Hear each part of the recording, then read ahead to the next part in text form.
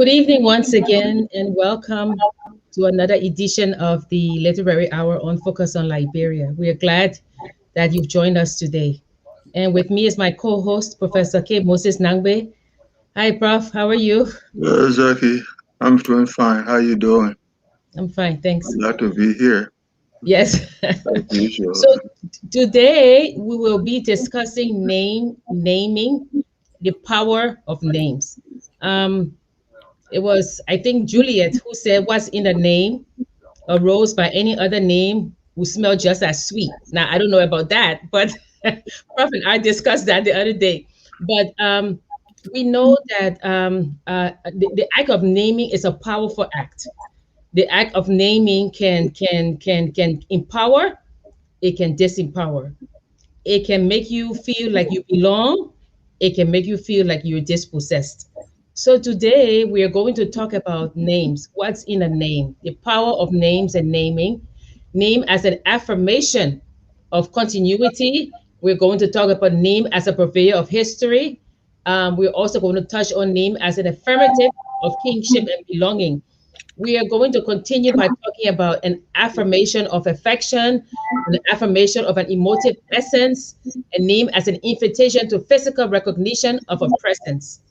So, when somebody asks you, "What is your name?" it is more than a question. Your name embodies you, it embodies everything that you are. So, when you say, "My name is Jackie Saye," you know the history behind your name, and you say it with pride, or you say it with shame, depending on your lived experience.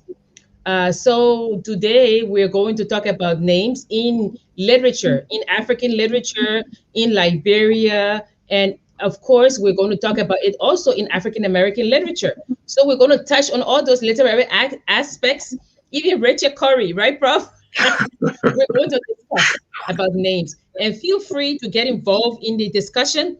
Let us know how you feel. Let us know if you feel empowered or disempowered by your name.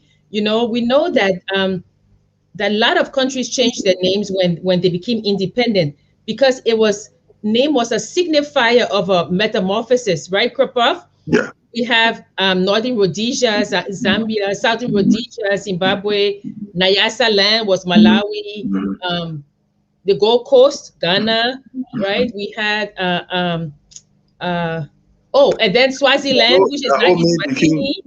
Dahomey became Benin and all that. Yes, Uh, that became Benin. We had Belgian Congo, which is now the Republic of Congo. So yeah. so so uh there come a time there comes a time when you feel, when you or a nation or a group of people feel that the time has come, the time is right for us to signify what we've been through by changing our name.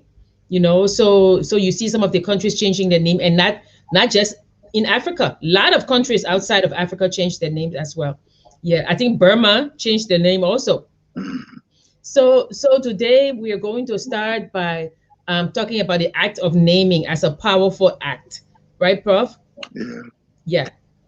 The thing about naming now, let us be very careful uh, in looking at names superficially. Yes. Yeah. When someone asks, "What's your name?" it's like saying, "What is your identity? Yes. What is your background?" and that sort of a thing.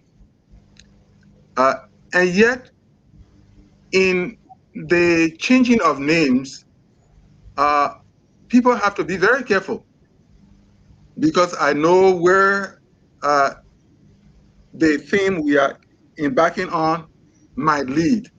People talking about, yes, changing Moringa to Dukoro and other kind of a thing there. However important those things are, when the history of a people is complex, people have to be very careful how they approach the concept of naming. And yet, I'm glad you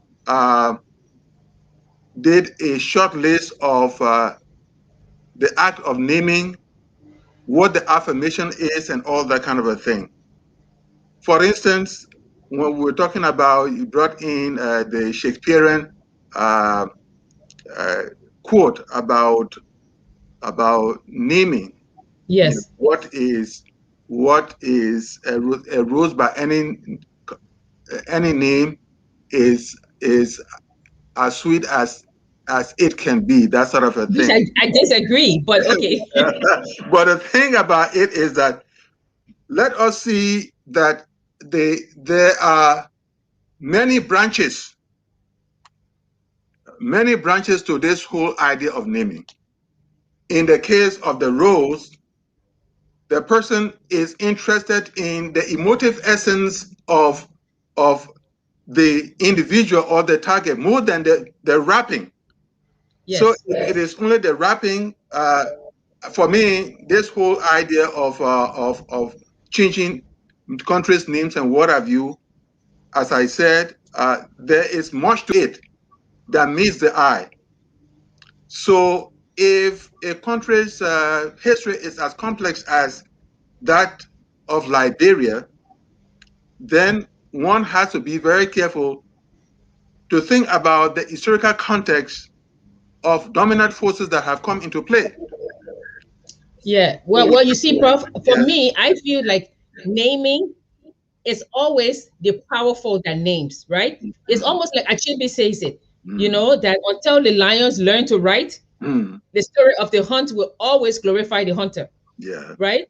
So you and I got into this debate about whether the Congos were American Liberians or not. So before we get into that debate, because I got some historical documents that will prove that they are not. But before we get into that, I mean, we can talk about yes, like you said, the power of names. It's almost like this mystical connection, that you have, uh, and you and I were talking, and I mentioned that when I think 50 cents, right, the rapper 50 cents, when he was making his movie, he wanted to name it Things Fall Apart. Yeah. And he offered Chinua Achebe $1 million to use that. And Chinua Achebe said to him, this novel was written in 1958, which was 17 years before you were born. And this novel is the most read African novel, and it's on the Times 100 best books. He said, not even for $1 billion would I give you the right to use that name. So of course we know that 50 Cents went on to change the name of his movie to I think All Things Fall Apart, but that's how precious that phrase, that name was. Things fall apart. It means something, and I think that's why people get antsy when they see that the names are being used the wrong way. But if we look at Achebe, Achebe is one who he purposefully, as you can say, with intentionality, he chooses the names in his novels. Because if you look at what's his name, Okonko's father, right? His name is Agbala. No, Unoka is it? No, was his son, No. yeah, Unoka, but Yes. they gave him the name Agbala, which Um, means the man with no titles. or Ifulefu, which is more like somebody who is a weakling. Yeah, so you see, Prof, that's why I'm saying that a name can empower you or disempower you depending on the condition. Because I was interested, so I went to look for and there's this guy who's very wealthy, right? In Things Fall Apart, his name is Obirika. But that word Obi, the prefix to his name, Obi, it means somebody with a great compound. So already you see that he is a man of great wealth. Chinua Achebe himself, right? Chinua Achebe was he was christened what was he christened? He was on morning yet on creation day. He was christened uh, um, Albert. He was christened Albert. Mm-hmm. Albert, right? And because it was after Prince Albert, Queen Yeah. Victoria's, right? And so he, of course, as Achebe went to school and he made sure he changed the name to Chinua Lumunga Achebe. Yeah. So you see, so the the act, I think the act of naming is, it can be a very personal act, and it can be one that, I mean, I think it's so powerful, and that is why during colonialism, to make you the other, right? That was the first, or that, not the first thing, but that was one of the things that the colonizers did. They removed your name. Yeah. That identifier was removed, and Yeah. you were given another name, like Achibe's son Nuoyi was Yes. Isaac, right? He was given the name Isaac. Yes. Yeah. So if we know that naming is powerful, why do you, I mean, of course we know that now, that they would remove the indigenous name and give you, um according to them, civilized or Christian name. And that's not any different from what happened in Liberia way back when. Yeah. In fact, people used to go so far as to say, what is your country name? Which Yeah. was totally, it's like bizarre that you are in a country in Liberia and Yes. they're asking you for, and usually people will put it in the middle, your middle name will be indigenous name, but they don't want to, so yeah. So I think that the act of naming, the act of reclaiming your name or changing your name, it's an act of rebellion, or a very powerful act, I think. Yeah. The uh, Baltimore deals with that superficially in uh, in the Morning Doubler. Yeah. Okay. Zulu and the other fellow who changed their names to their indigenous names after they leave the homes of settlers who were their foster parents. They didn't have a pleasant set of experiences with uh, those foster parents, and therefore, they uh, when they became grown enough, they just decided to change their names to. So let's get these few things. Okay. As we said, the act of naming is either an affirmation of the self or a reclaiming of the self. Yes. In the case of Chinua Achebe, in the case of what went on in the 1970s, and the changing of names did not only happen in Liberia, that also happened in the United States of America, where a lot of African Americans decided to change their names to what seemed African. Yes. So yes, affirmation, yes, reclaiming. In fact, if you think about The Roots by Alex Haley, Kunta Yeah. Kinte, Kunta Kinte, the young man, he was a young adult. The whites who acquired him decided to give him a Western name. And one afternoon, you will remember, they flogged him until his whole body didn't have a place to hold it. It was all sewed up because he refused to accept that name. Every time he will be given one large, and then of course they were asking, "What is your name?" And he would say, "Well, my name is Kunta Kinte." So yes, name is there to really set the point that you are who you say you are. In the indigenous setting, there will be a phenomenon where a child who is given a name will get sick. And if the child got sick or bumps and everything on the child, they will take the child to a priest physician, who people call native doctor and whatever. We will take him to a priest physician, and the priest physician will go through a set of rituals, including the scanning of the soul, of the child. In a common sense, it will be putting the child on top of a house. I was actually scanning the soul of the child. And when the soul of the child was scanned, it would be believed that the child will say, I came as a reincarnation of this ancestor. So they Yes. would give the child that different name. And when the child was given that name, and there were certain herbs prescribed, the parents would do that, and the child would be healed and become another person or what have you. So the short of the long is that naming, and it's not peculiar to Africa. Naming is very much important, except that it takes a number of rituals when you move from one region of the world or you move from one culture to the other. And also it is important to note that um you can change your name because it's either given at birth, or it's given at an achievement. Mm-hmm.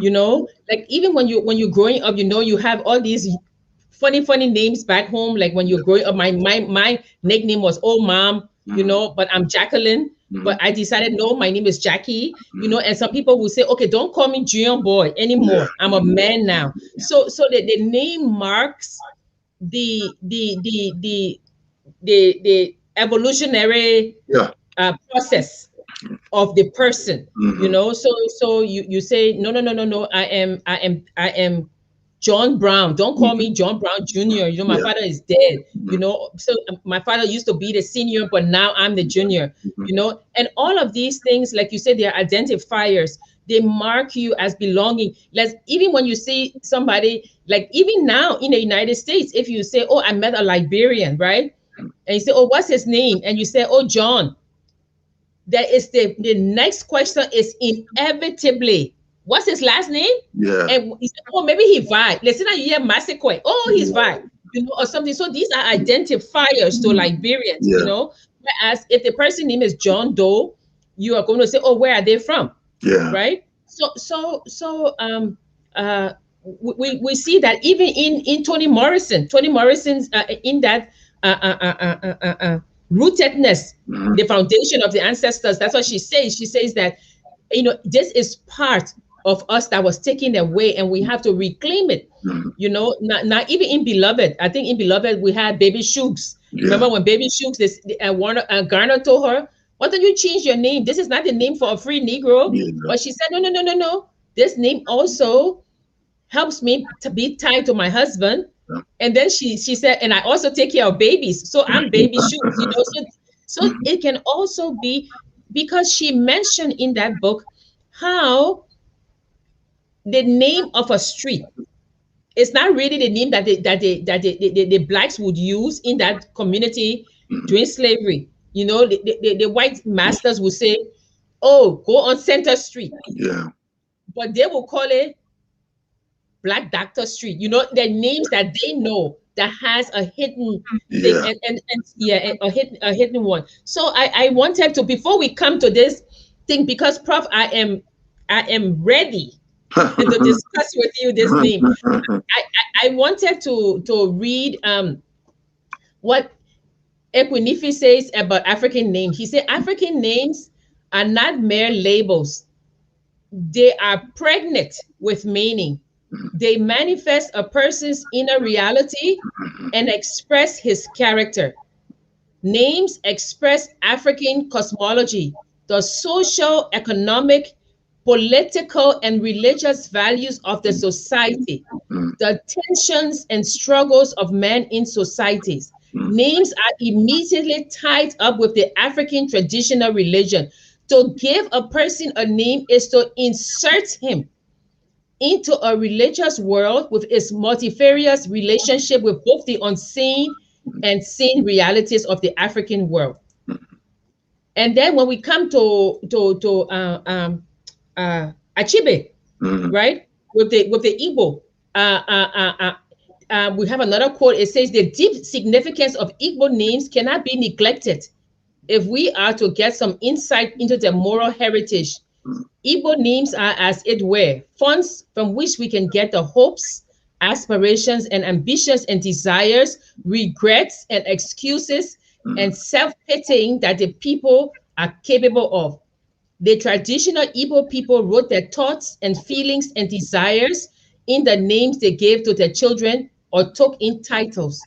Names are imperishable records of their lives with its struggles, successes, and failures. And that's what Achebe says, if you want to know about a man and what life has dealt him, look at the names he gave his children. And then the last quote is from Ben Martin, who says names can be more than tags. They can convey powerful imagery. Proposing, imposing, and accepting names can be a political exercise, right? He says, call for blacks to be called African Americans was for more than speaking. To be called African American has cultural integrity. It puts us in our proper historical context. Toni Morrison said, if you say black, you're just describing the person physically. They're black. There's no cultural integrity tied to them. If you say Negro, it means just that a name that was given, right? Given. So then you have African American. So the African American now it describes culturally what they are, right? Yeah. So yeah, I think. Mhm. Again, we can go about and bring in the little cubicles and what have you. But at the heart of it all, as we are saying here, is name is identity. Yes. Yes. Name is identity. Even what Morrison and a few others have talked about is just the expansion of the explanation. Yes. Yes. Yes. And It is as who I you said, are. and as I said, uh, the the the way Africans respect names and what have you, it's not peculiar. It's not peculiar to only Africa.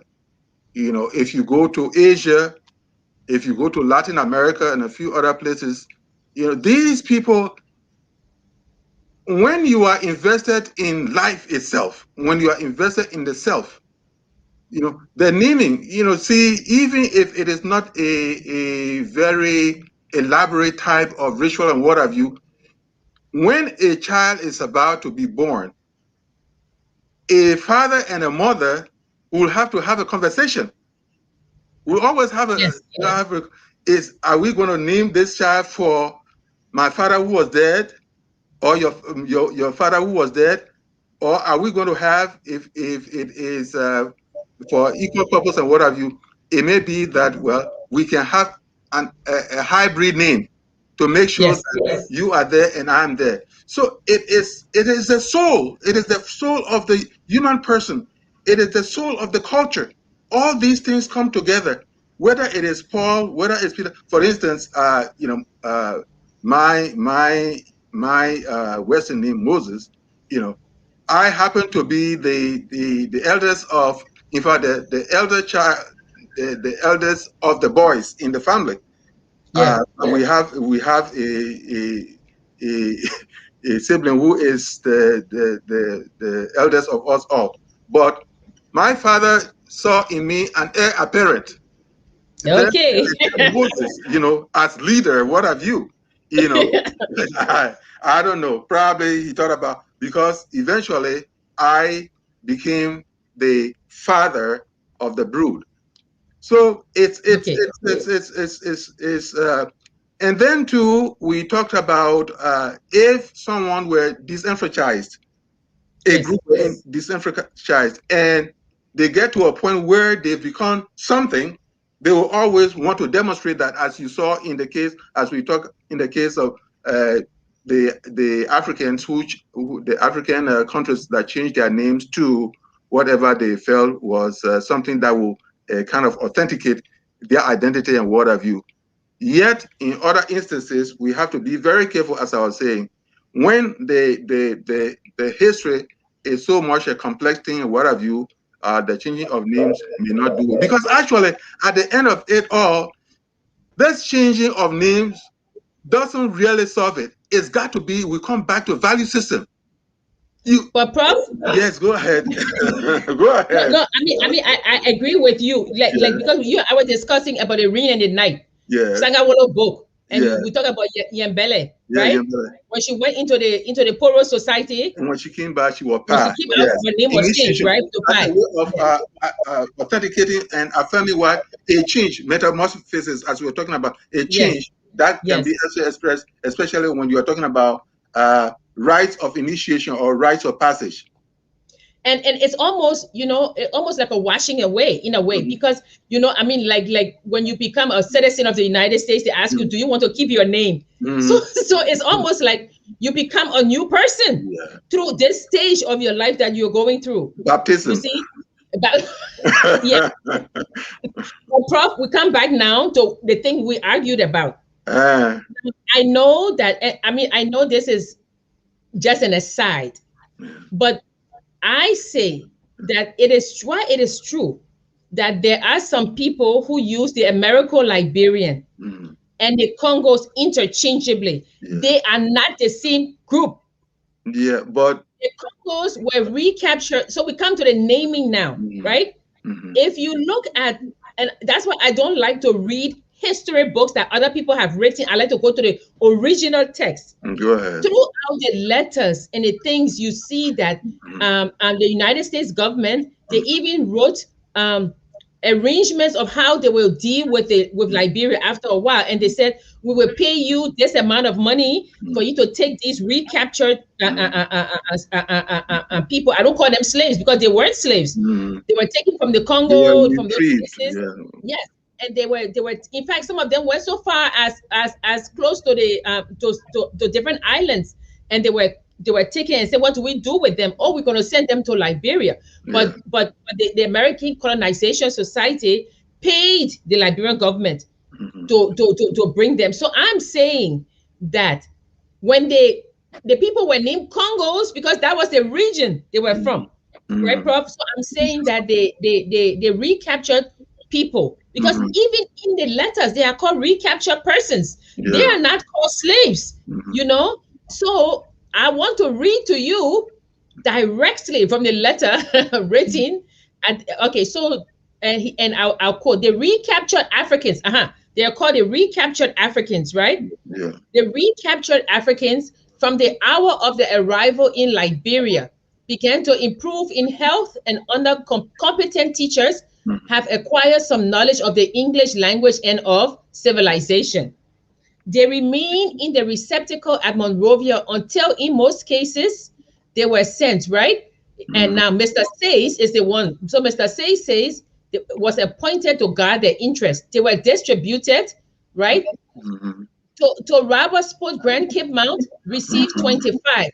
30 were placed at Bassa, 30 at Sino, 25 at Cape Palmas. Now, this is not the huge group that came. This was a smaller group. But then he said he goes on recapture Africans, about 130 sent by the U.S. government to Liberia, intermarriage of recaptured Africans settled at New Georgia with female immigrants from the United States. So these recaptured Africans, right, who came to Liberia, brought to Liberia by the American Colonization Society or the U.S. government, right, because slavery was ended. When they got there, they numbered 4,000 in all. Because if you look at the letters as they're going, you're counting there are 4,000 in all. But these people were sent to, because apparently the settlers wanted to civilize them. So they were sent to settlements in Liberia. So these settlements, as they went there, some of them intermarried And that intermarriage might what we became all the American Liberians. But originally they were Congos. They were not American Liberians. That's what I'm saying. Okay, the thing about you have to, in 1845, Hmm. the Pons, which was the ship, Yes, brought the first group 756. yes, It was later on that a huge number, which was 4,000, came in. yes, Just within a few years, the bona fide African Americans, for whatever reason, they began to die out. yes, There was a serious epidemic that killed a yes. number Even of the us. letters, Yeah. the letters And say that. I yes, mean, when they moved to Chevron, yeah. there were, 28 died No, right I'm away. talking about in Liberia itself. I'm talking about Okay, Liberia itself. So, okay, so there's the dying, the process of the death, a kind of step up the space in which these Congos fitted very well in terms of it speeded up the intermarriage and all that kind of a thing. yes, So yes, even though in a technical sense, you would say that American Liberians were different and the Congos were different. But sometimes it gets to a point where certain circumstances, certain things, a kind of do a displacement and what have you. And with the displacement will come the advancement of the name and all that. And that is how, for instance, it's come to a point where at a point someone will talk about American Liberians, and another point people will talk about the Congos. And of course, the Congos, you know very well, has been able to kind of spread over that particular population of Liberia, as to make it what? As to make it, oh, we're talking about Congo people, we ain't talking about you, that sort of a thing. So displacement and the population size and what have you was able to kind of compensate for the name that got to a point of either you use American Liberians or you use what? You use American Liberians or you use Congos. So you see, even at that, you notice that in other books as well, they will talk about pioneers, when in fact there were indigenous. One of these things we were talking about, somebody said, nobody is indigenous and nobody is. I said, well, what are you talking about? The first person to land in a place, what do you call that person? Why would you ignore that part of the history, or why would you want to visit that and change it around to say, well, the settlers are also indigenous? You cannot say that. It's not possible.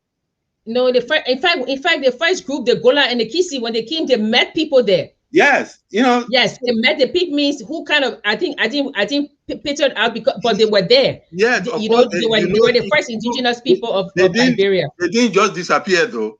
It was through intermarriage and what have you. The marriage, Otherwise, yeah. to this day, you won't see some people who are 4 feet 4 feet tall and all that kind of a thing there.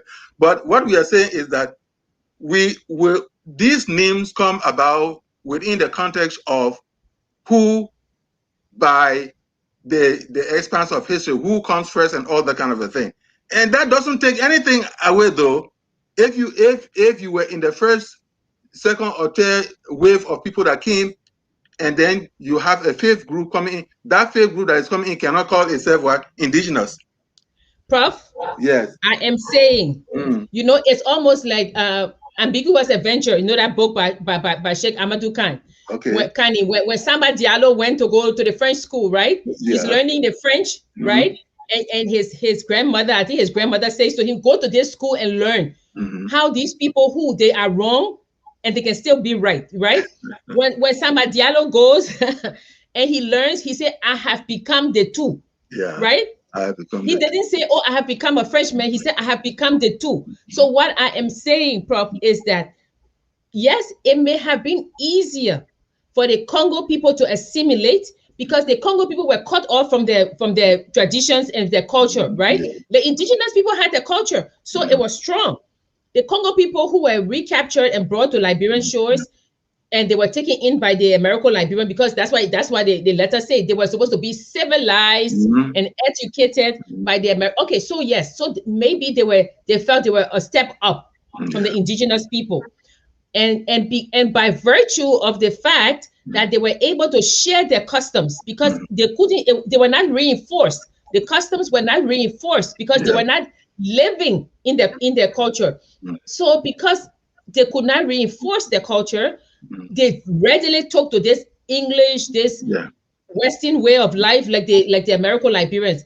But I am saying whether they intermarry with the people, or and have their children, I am saying that these are two distinct groups, that whether they marry or not, whether they intermarry or not, maybe their children. But my thing is, the children of an American Liberian in the Congo, or an African, recapture African, as they say, coming together and having a child, right?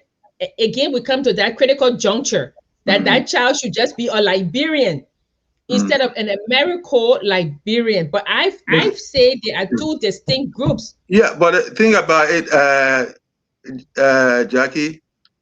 While you are emphasizing what you are emphasizing, and of course you are entitled to that, when sometimes when I'm teaching something about writing, and I tell the students, look, if you have an essay that is an argumentative essay, it is not on its own plane. It is not on its own layer. Within the argumentative essay, you'll find elements of compare contrast. You'll find elements of cause and effect. You'll find elements of analysis. I mean, you'll find elements of compare contrast. But at a particular time, the dominant force that we are looking at is argumentative essay. Yes. So I'm talking about, and I make the point that all that we are talking about, as I will tell the student, all we are talking about is just academic exercise. It's just academic exercise. But when you come to the nitty-gritty of the whole thing, or you come to the basis of the entire thing, what you are saying may not hold. At another point, it may hold. If you want to be distinctive, in other words, making sure that everyone understands which aspect of the population is this and which other aspect of the population is that, we can talk about that, and that is academic exercise. Nobody should fault anybody for that.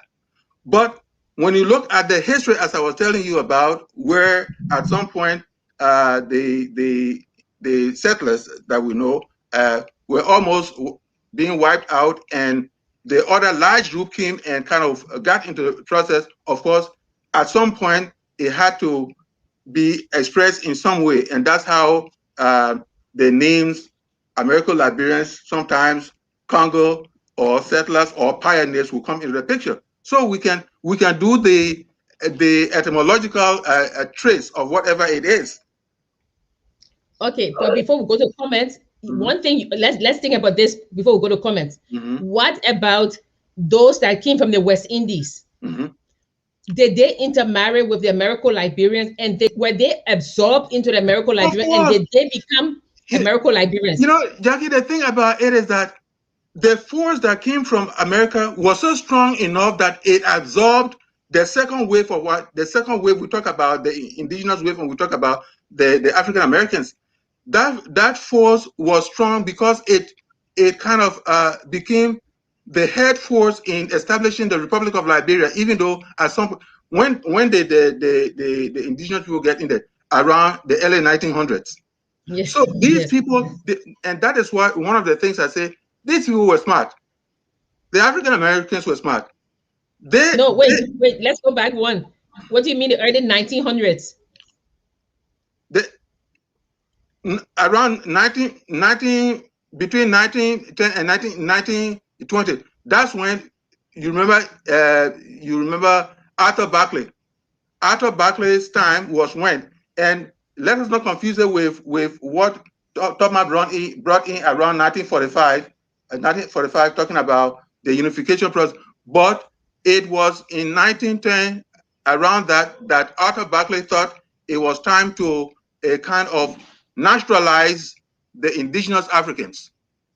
That was 100 years almost after independence. No, but yes, we're talking about the early 1900s now, which is when, as I was saying, Arthur Berkeley came in, and it was Arthur Berkeley's inaugural address that he said that it was important for the indigenous people who had been around to become part of us. Mind you, there was an economic aspect to it when they wanted to bring in taxes and other kind of things, hot taxes and what have you. Yeah, but what I'm saying is that by him saying it in his speech did not make it true. You know, No, it took a long time for them to get the right to vote. No, but I think right to vote, yes. But what I'm talking about is the idea of declaring that these people, it is about time that these people become what? Become citizens of this country. Part so of us, actually, it was expressed. It was expressed, and you will understand also that earlier, William Coleman wanted a faster integration of what have you, because they spoke against it. He had to resign. He had to resign. Yes, yes. Okay, let's look at some comments. Then we'll come back, Bob, so we can. Please go ahead. Yes. Okay. Yes. Okay. Sylvester Cooper says, "Thank you. I'm watching from Mali." Oh, Mali. Sylvester is watching from Mali. Yes. Liberia has press all around there. All around. How many times Liberia would like to change their country's name? I don't know. As many times. I don't know. As if changing the name is going to change the values of that place. I agree with Mohammed. Like history naming is always done by the socio-political powers. Push from the. You're so right, sister. Yeah. Thank you, Mohammed. See, Mohammed's on my side. What is the thank you for now? Nigeria. Kwame says Nigerians, Japanese have no issue with their name. Give them all the shortcuts you want. It was a stupid thing to force Yakmawolo to change his name to John. Okay. Yes. I agree.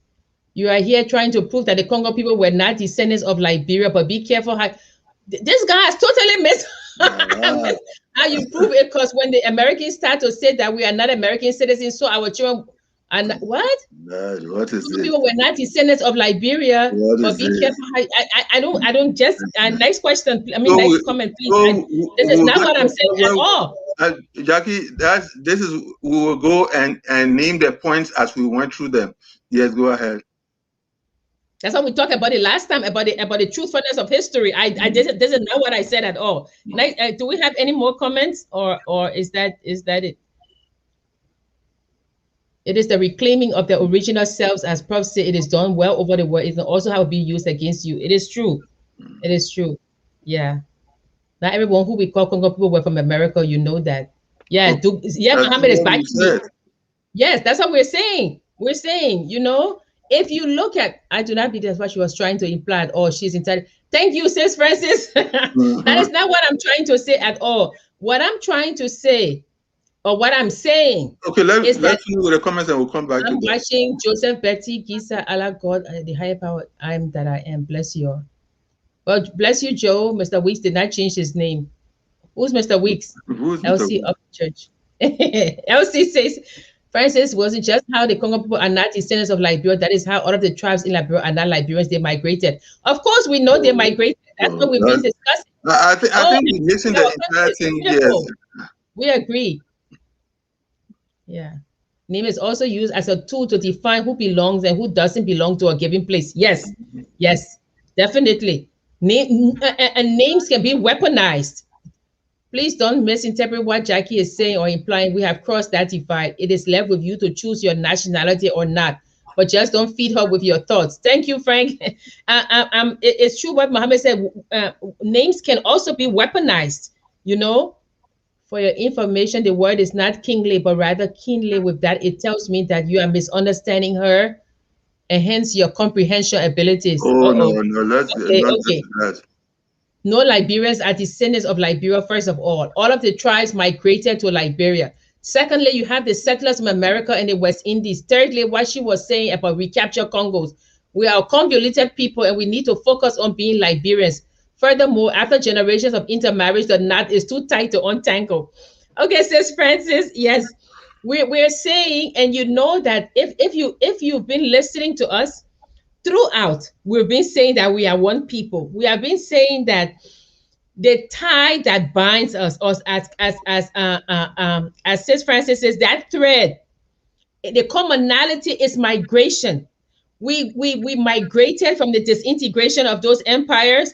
When the Gola and Kisi came, they met the Pygmies, as Prof says, they intermarried. The Vai and the Mandingo were the last group to come at that time. Then we had the settlers coming. Then we had the people from the West Indies. And I am not saying now that the Congos are not part of Liberia. What I am saying is that the American Colonization Society kept meticulous records, and if you look at those records that they kept, they would put the people name, the Congo Basin, 500, this 300. So they were putting the names, I mean, where these people came from. And the reason they were doing that, I mean, besides record keeping, was because they had to pay the Liberian government to keep these, to bring these people there. It was not for free, they had to pay them. So what I'm saying is that yes, over time they have become, as we say, we are all one people. Don't get me wrong. I'm not saying that, oh, send them back to Congo or anything. Prof and I were discussing the fact, he kept saying Congo, America, Liberia. I said, oh, Prof, they are not the same. And so we said, you know what? Let's bring it to the public and discuss it. And if you look, you will see that really there were good records kept, but we are all one people, and that's what we always say at the Okay. end. So No. I think let's get this straight. The thing about it is that we etymology has to do with the history of words. Etymology has to do with the history of words. The comment was that I don't understand why these people are also American Liberians are called Congos. yes, That was the thread and what have you, and that's the etymology I was trying to set up. And first of all, this is not what we are, because our session is more of conversation. yes, Let everyone who is on this call, you understand that this is more of a conversation. It is yes, not. It is not a conversation that leads to tearing people apart. It is one of seeking to understand the parts that have made up the whole. So let us get that. So Jackie is not saying Congo doesn't belong here, nor anybody saying that. How did everybody who's come after the indigenous group, how has it been that everybody is called Congo? yeah, that's what And I'm saying. Yeah, that's the core part of the conversation here. And the point is that those who came from America, the African Americans that came from, they were savvy enough.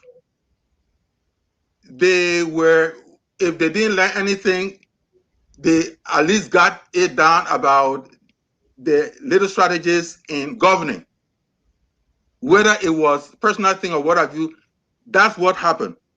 So as they landed and they became the spearhead as far as setting up a nation state is concerned, they try as much as possible to do the arm twisting and what have you to make sure that those who came after them fell under them. yes, Those who came fell under them.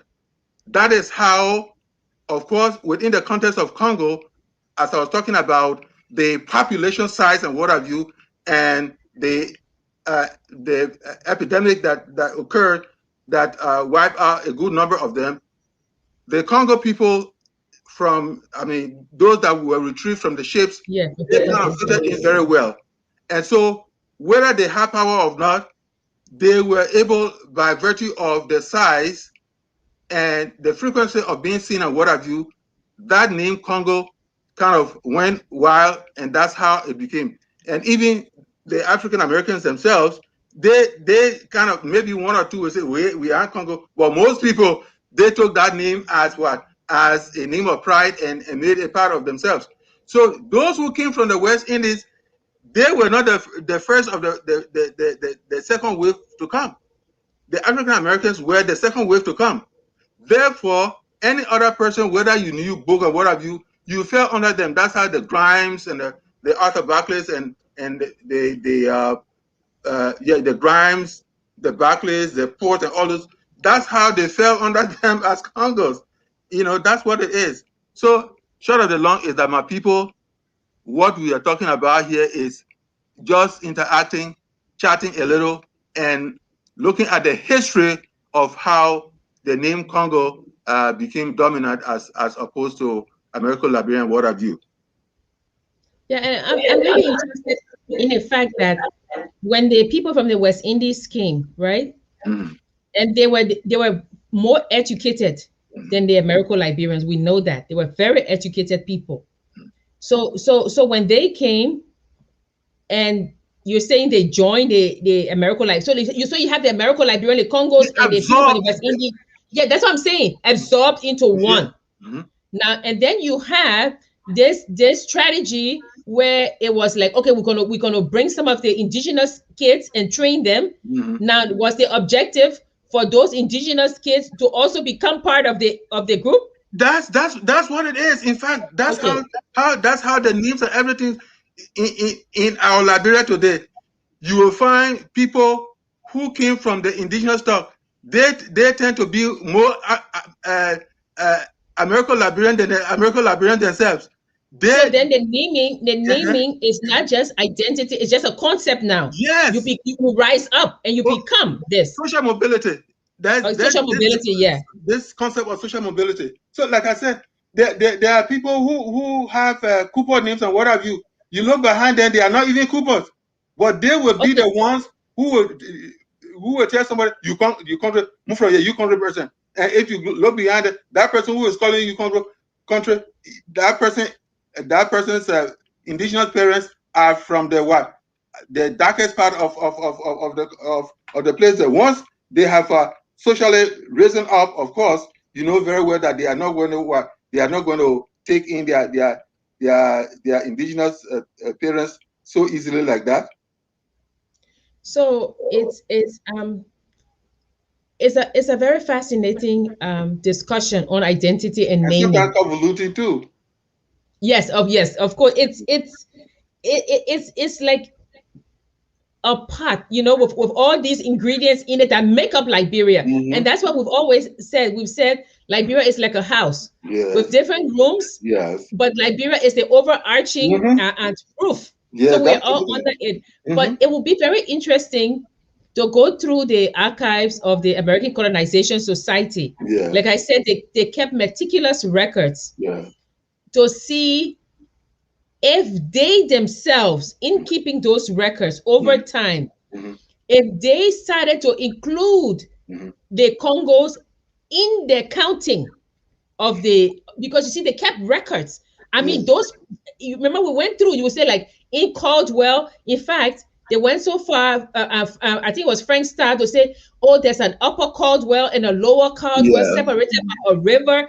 They kept meticulous records. So it will be very interesting to see if, when you look at the population census, because they took census, to see if when they were counting, they count the indigenous people on one side, and these are the American Liberians, or did they say these are the American Liberians, these are the recaptured Africans, and these are the people who came from the West Indies? It will be very interesting to see. Not that I want to make any division, but I just want to see if that's going to be.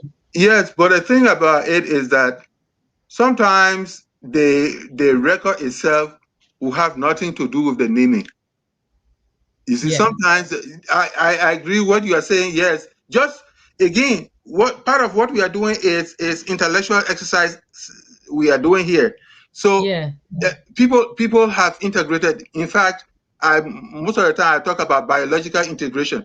The needle of nature has been able to kind of bring people together. And what have you? If you find some minister of the past going into one corner to get one find girl and meet with that girl and what have you, then what else can we talk about? So yes, the records might be there, but the idea of sometimes the sound of certain names kind of drive people in, and by the time you know what's happening, that name is making its own rounds and what have you.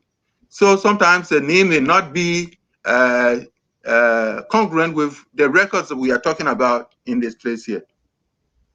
Yeah, and naming, I mean, back to the general topic of naming, you know, like we said, naming is a very powerful tool. Yeah. You know, so there are some people like I guess, I don't know, Pele, you know, he doesn't need a last name because I mean, everybody knows who he is, you know, or most people know who he is, you know. So we come back to this thing about naming in African culture, right?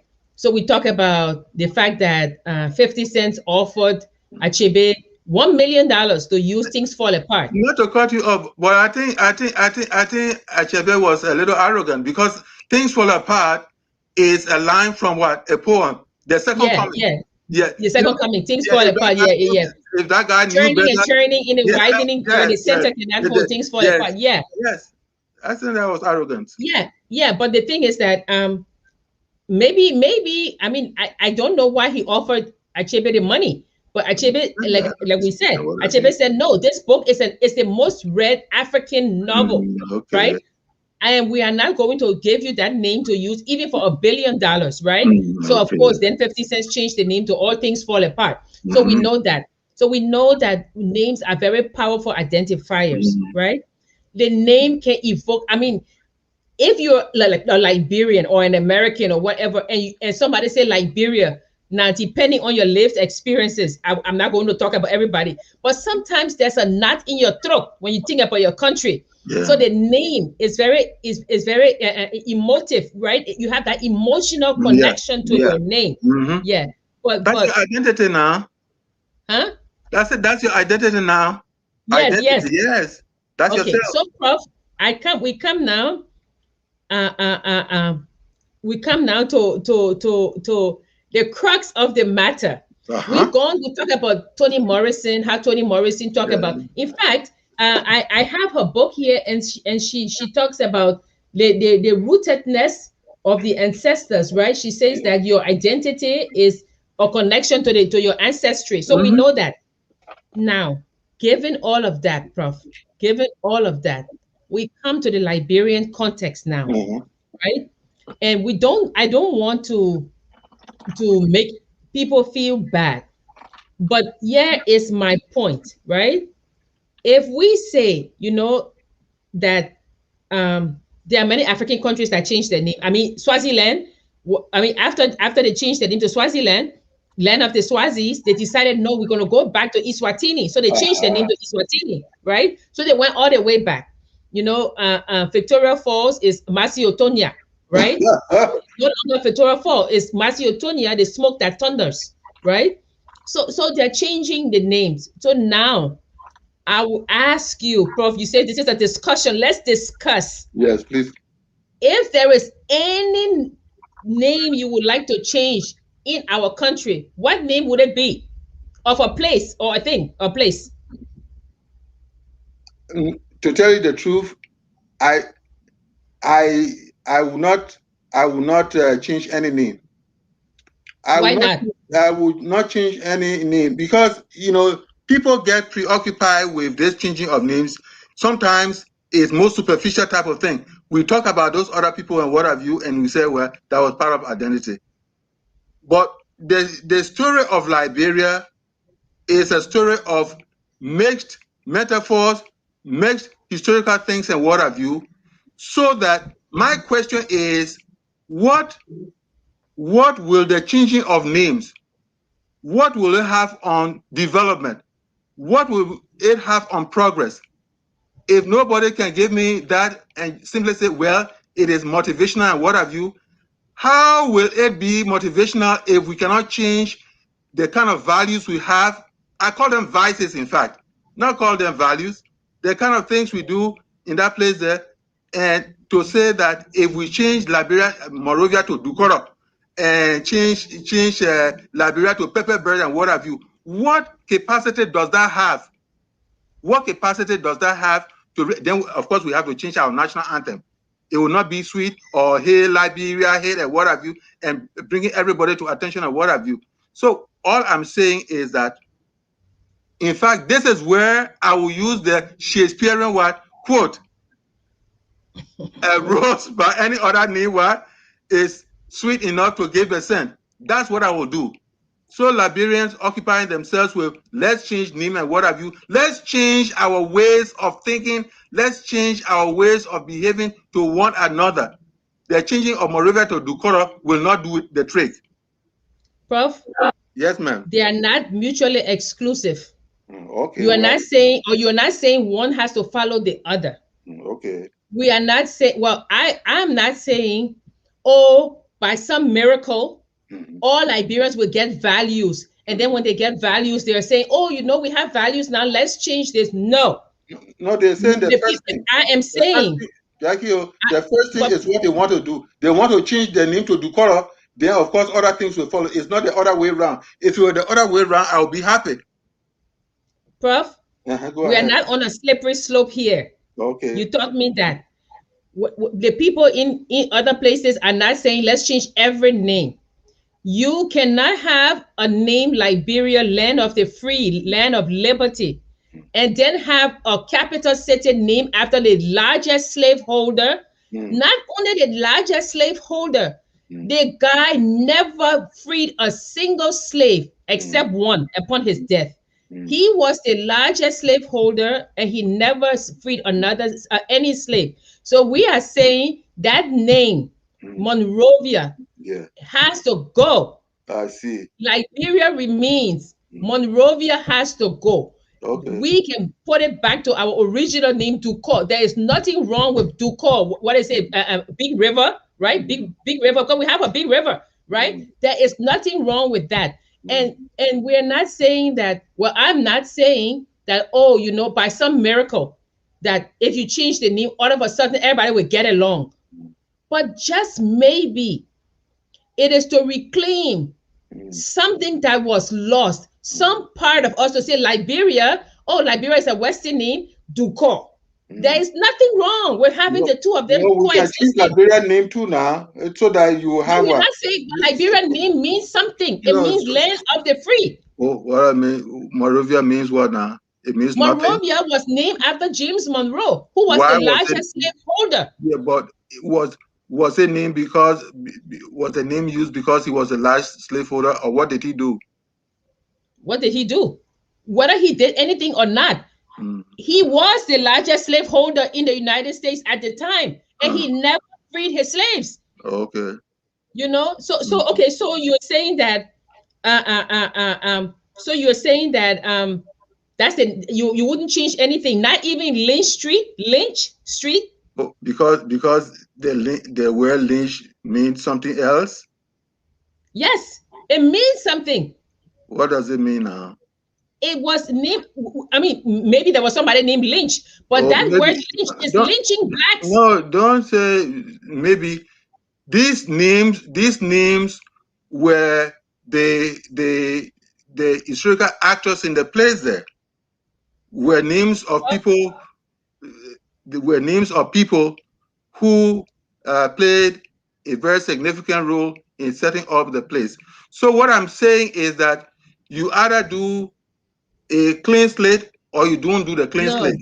And if you are going to do that, keep in mind that there are historical context to some of these things. So you've got to really study them significantly before you get to change the names here and there. That's what I'm saying. That's what I'm saying. Prof, Monrovia has to go. Okay. No, I mean, for me, yeah. Lynch Street, Monrovia, it has to go. Okay. Liberia can stay. What other name should go now? Thank God you have answered the question you gave to me. But what I'm saying is that yes, we talk about reclaiming self and all that, for which we want to change names and all that. But I'm saying there is something more powerful. There's something more powerful than the changing of names and all that. What's that? And that has to do with getting on the right foot, flying right, uh, doing those things that are supposed to make us stand out as a responsible and respectable country. The changing of those names and what have you may not, of course, somebody might say, well, they are doing it in America and what, because that's the cultural model of Liberia now. They are doing it in America. So if you say They're that, doing it in Zambia also. what I'm saying, I'm talking about the cultural model, which is America. I know they are doing it in so many other places. I'm saying that if we get stuck with that, of changing names and all that, the more important things that are supposed to take our time may just be things that are thrown asunder. That's what I'm saying. Of course, And you people know, and what I'm saying here is, this is just one person's voice, really, and it may not mean anything at all. But all I'm saying is, I take the thing about what Julia said in Shakespeare. You know, this name, change of names, and what have you. At the end of it, what happens? Is it, do you want to have mere motivation that does not have any substance to it? Is that what you want? Prof, give Yes. me chance. Let me tell you my side. Give Okay. me All right. chance. Okay. All right. You got a chance. CHANCE. Yes. Uh-huh. The name, the naming, renaming of like Monrovia, right? It can be an exercise that brings people together. Mm. We talk about the Igbo cosmology, that your hopes, your dreams, your aspirations are given to your child when they are born.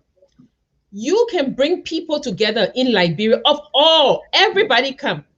You do a frank discussion. This is the name. This is what's behind it. Now, it may be because there are some places in Zambia that the people will say, no, leave this one. Don't change the name. But let all sectors of Liberia sit and say, you know what? We have come to the decision we will keep Monrovia. But that Monrovia has to be debated. No, And I don't have any problem with that, Jackie. yes, it If may be. no, remember, I'm interested in to get to certain points. I'm interested in studies. I'm interested in commissions and what have you. I have no problem with that at all.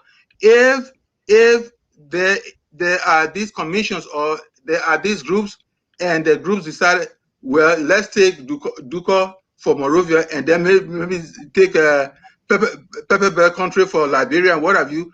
No, we're not going to use Pepper Bear Don't country. say that, because you are one person now. You cannot decide for the entire group. But what I'm saying, which is important, is yes, I agree with you wholeheartedly that we need to debate that. We need to have a Yes. commission. We have to do that to kind of go through that before. So I don't have any problem with that. Because if you say, Prof, you and I, we've been discussing this Ducal contract and things, and you say, oh, okay, the people say they bought the land, right? They say they bought the land. Some people say no, they took the land. Okay, all of that. But you want to be able to say, when I'm looking at Liberia, I want to you remember what I say, the Constitution is an autobiography of the people, right? So when you take piecemeal Constitution from America and join it together and become a constitution, it's not reflective of our lived experiences. We say when we look at that constitution, I should be able to see myself and say, oh yeah, that's me in the constitution. It should also be my autobiography as a person who's living in that country. It's the same thing with the names. I should be able to say, oh yeah, Liberia, land of the free, that's where I'm from. You and Sis Francis said it's a mixture. So that mixture must be shown in the different names. Not just one person that come and say, oh, let's call this King Saboso. Let's call this. No, a frank discussion.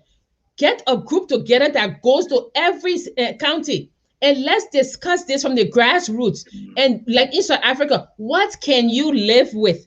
And if the people say, you know what, we can live with the name Monrovia, then it's true, we can live with it. But if you say that a name inspires you, it motivates a country, it's a name to live up to, then we have to decide if that Monrovia is the name that will inspire anybody to strive for better Well, for their country.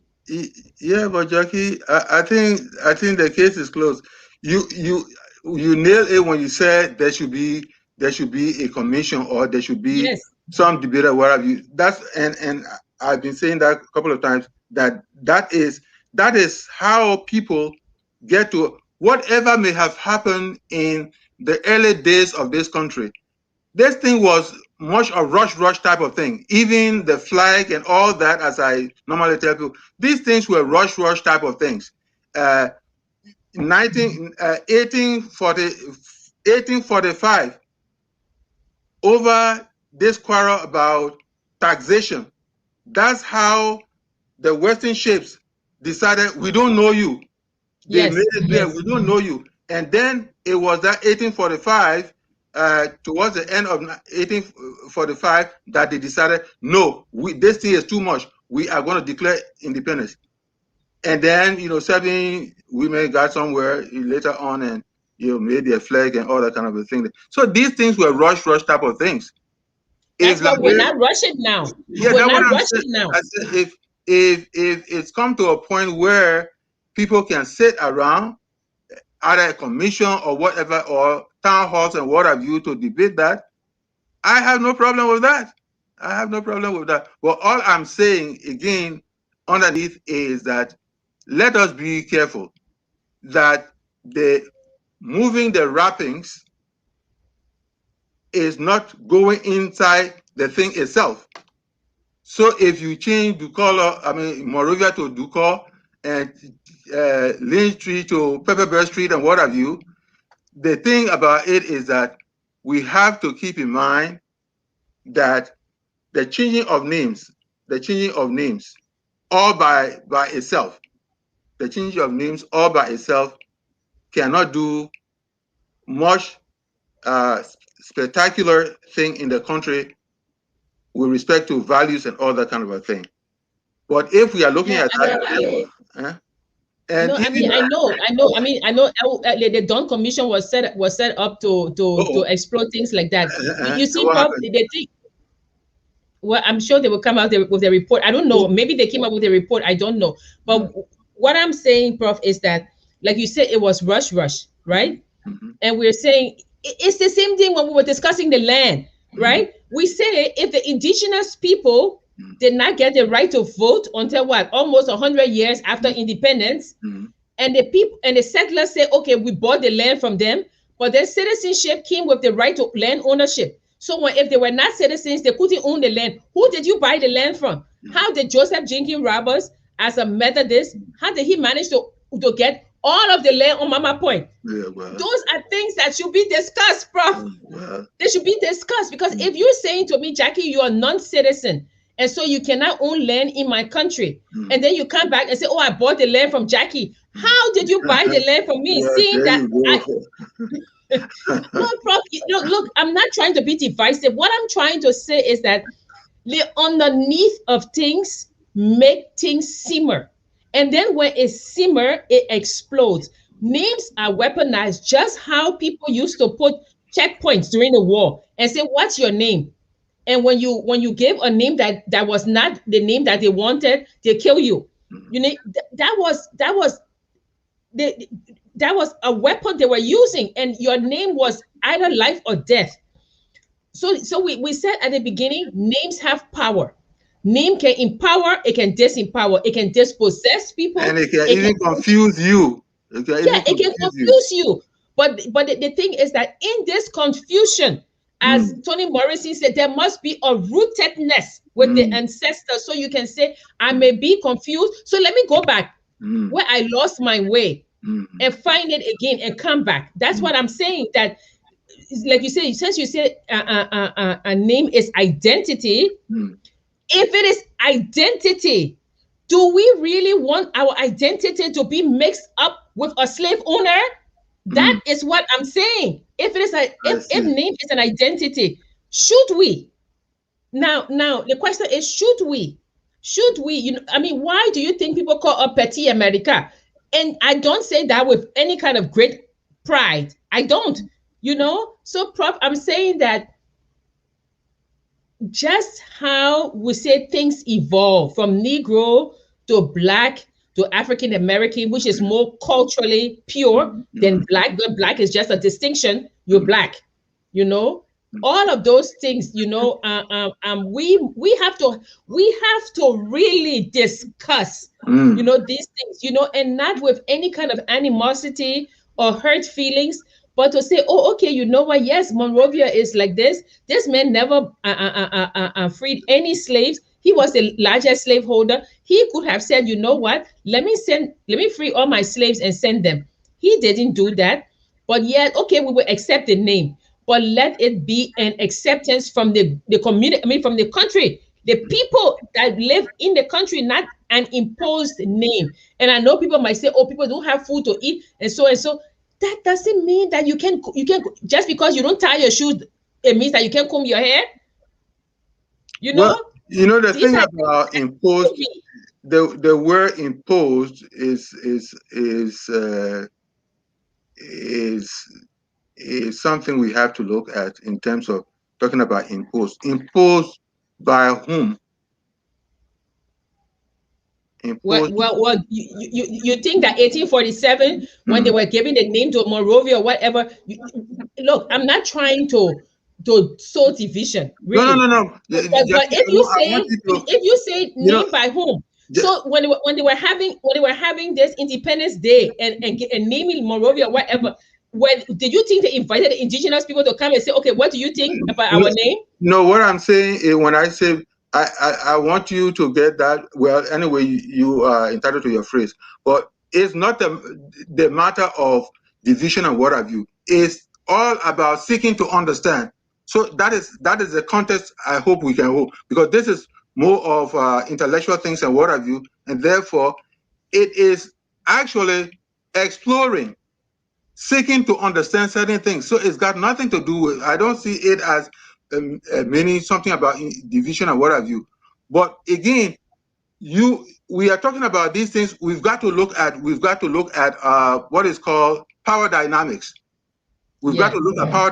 That's what is going on in the place there. Yes, I understand. But these people were at the head of the nation state that was being established.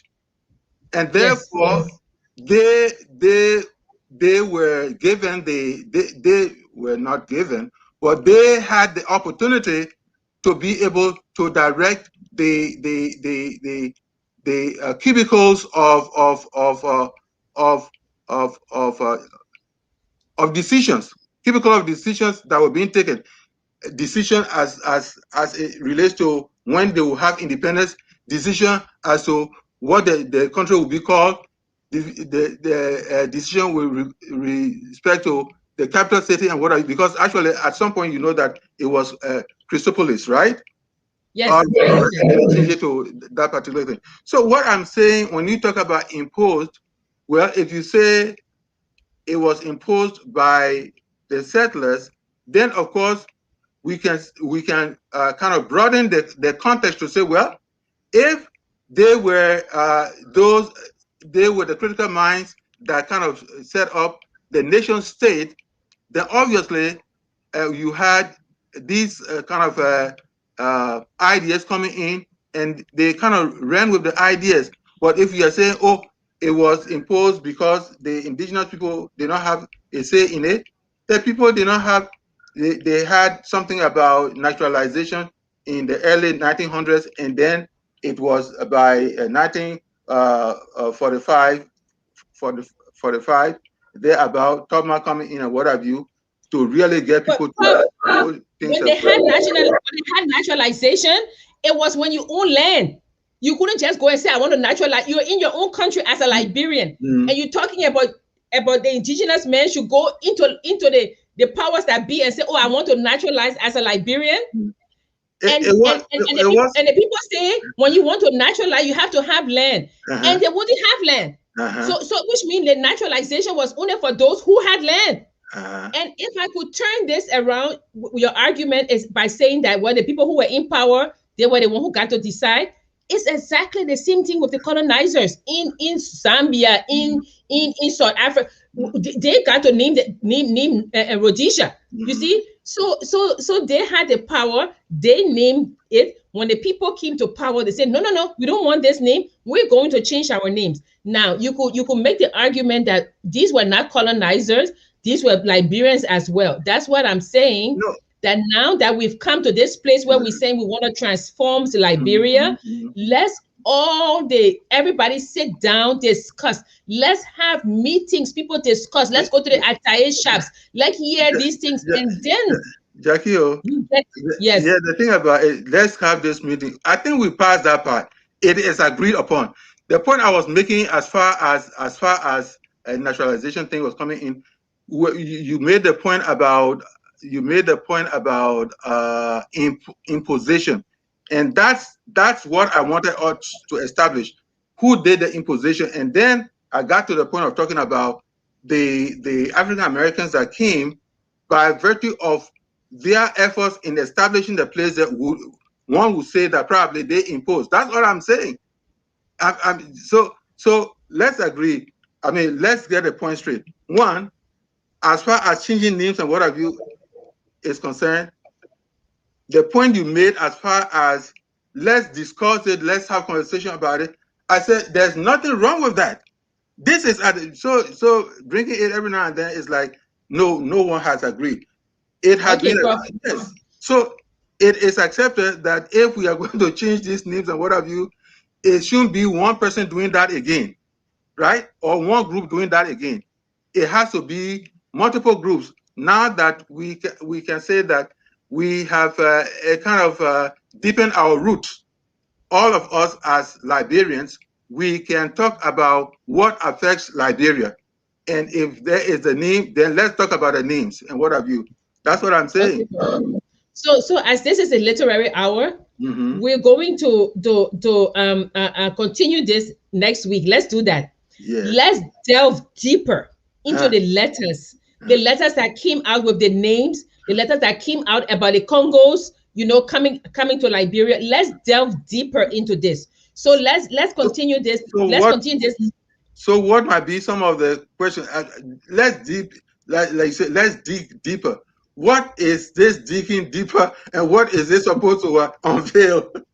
What we're still talking about is the power of names. The power of names, and let's look at the letters that were coming out of Liberia at the time. Were there letters that people wrote to say, well, this is the name, or we chose this name? Let's look at the letters coming out. We do have the letters. Let's read and see, and then we can come next week and discuss and say, well, the people who were part of the people who named this country, right? These were the reasons given. The people that came, who were the Congos, this is how they were assimilated into it. We're not saying it's a bad thing. We're just saying that assimilation was easier than for the indigenous people because they were cut off from their culture. This is how many people came. This is how many of them that got married, because we have those records. So let's go a little deeper next week. What do you think, Prof? What for me, I like conversation. I like chatting and whatever. Yes. And once the key threads, once the key themes are laid out, because we cannot just go in cycles and what have you. We have to be able to lay out the themes, because that's how people will come to listen to whatever we have to say. We have to look at what the themes are, what the threads of the discussions have been, and what have you. Of course, very well, letters that are leaving from here to America, I mean, from Liberia to America, will not talk about, some people want us to be Congo, then some other people don't want to. Because that's not what I'm saying. Some of these things come out spontaneously. As I was saying about names, sounds of names and what have you, and comfortability with the names can really get to the point. So the idea is we want to make sure. What is that? Since Francis says, "Oh, I'm sorry. This is so true, Prof. I was amazed to suddenly discover post-school the number of the indigenous rebirth of close friends who suddenly re-emerged after having lived very Congo lives with names they had never been even referenced after decades of association. That other one there, Ramses. Let me agree with me. Oh, did you just Yeah. say? Most things Liberia are borrowed. Zaire was changed to Congo, learn to be independent. See, let me agree to me. Change street names in the neighborhood of capital. Jackie, I disagree with your concept of the rose. A rose by any other name is still a rose. Okay. We also have to change the flag. Change everything. The child even born, you have to give them good names. It's true, Lami. I agree with him. I agree with what do you call good names one now? of our roads over Japan Highway. Neo-colonialism still reign in Liberia. Yeah, well, did they have? Yeah, naming means a lot. I mean, Ghana has George Bush Highway. Prof, I agree with you on this one. In that way, we may end up throwing the baby out of the bathwater. But I agree with Jackie on James Monroe. I say that. Yeah, yeah. I say that. I say no. We don't. I want that. Liberia is fine. Land of liberty. That's what it is for everybody that came. Yeah. So, Prof, I have a name for Liberia. Maybe the next time we'll bring that out. hey, Chris. Tubasi, Yes. Okay. what does Tubasi say? The people who call, he said he agrees with me. The people who call us Petit America love being That's francophone. not fair.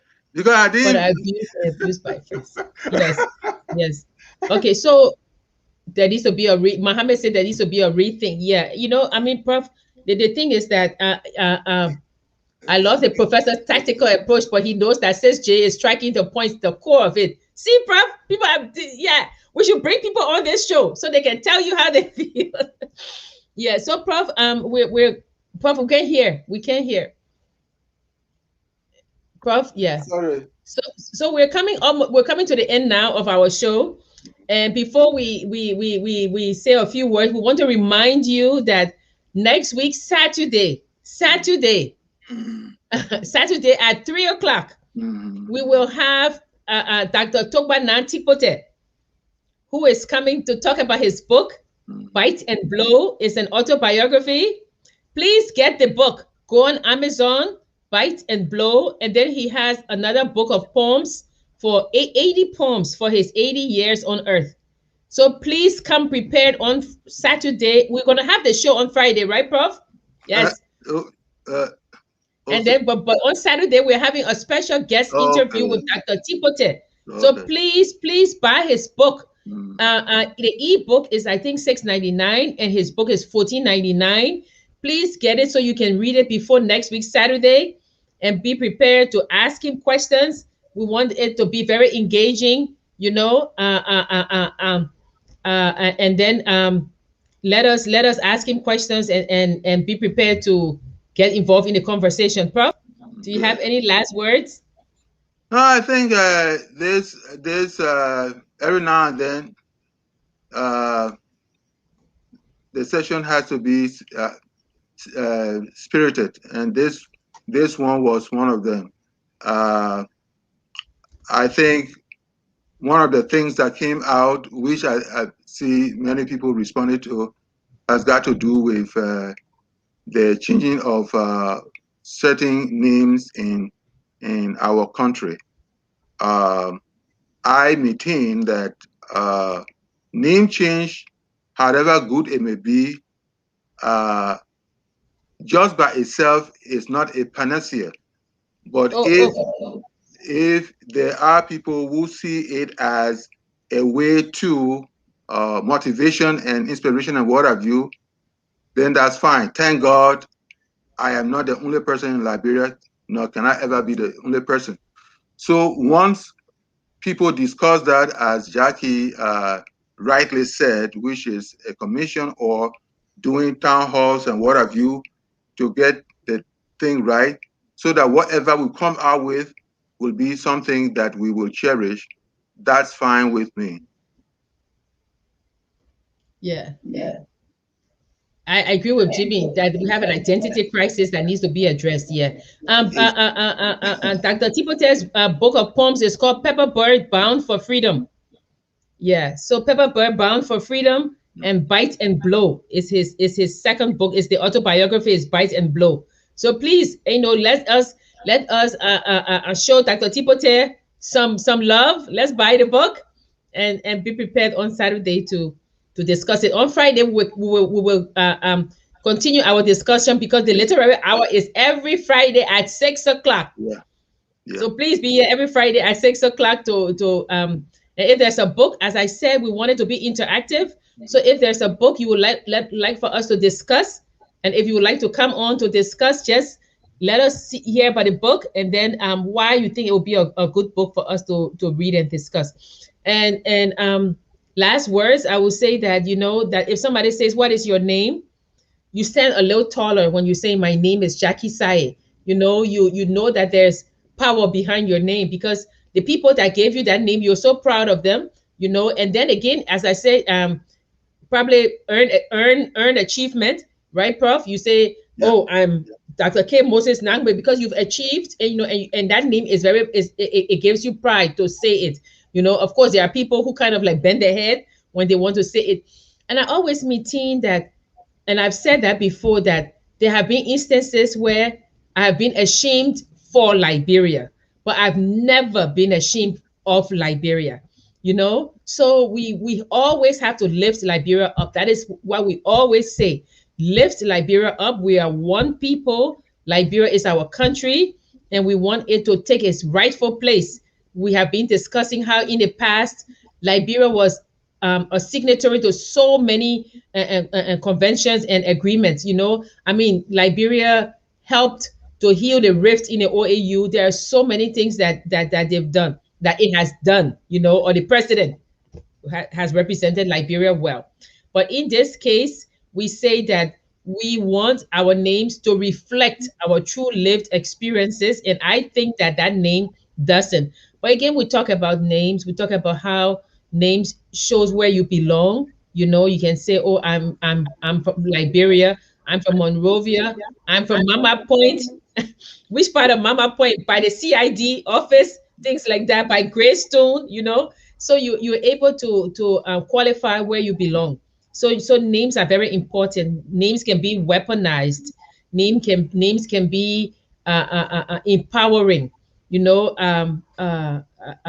Toni Morrison said naming can be an act of rebellion. So we ask you to think about it. Don't let the conversation end. Just think about it. Do we really want the name Monrovia?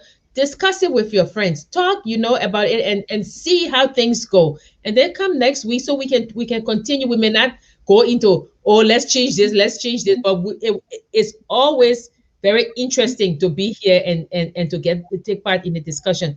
So we thank you for joining us. We say stay safe, mask up.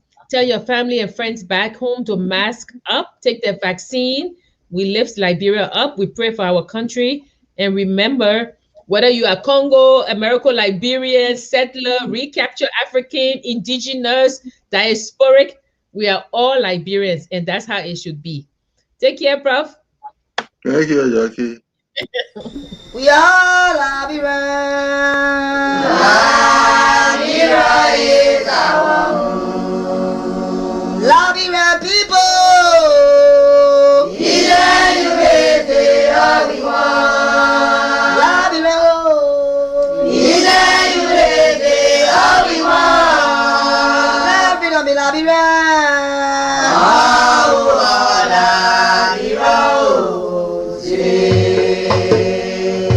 Our father,